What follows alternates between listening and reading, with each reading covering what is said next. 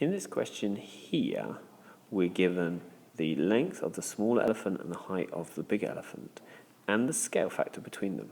Now, what is a scale factor? Well, the scale factor is the amount you multiply each side in the smaller shape to get the bigger shape. In this case, it's 2.5. So let's start using this scale factor. So let's work out what h is. Now, h is the length of the bigger elephant. So that's going to be the length of the smaller elephant, 3 times by our scale factor. 3 multiplied by 2.5 is 7.5 meters. What about g? Well, g is the height of the smaller elephant, and 5 is the height of the larger elephant.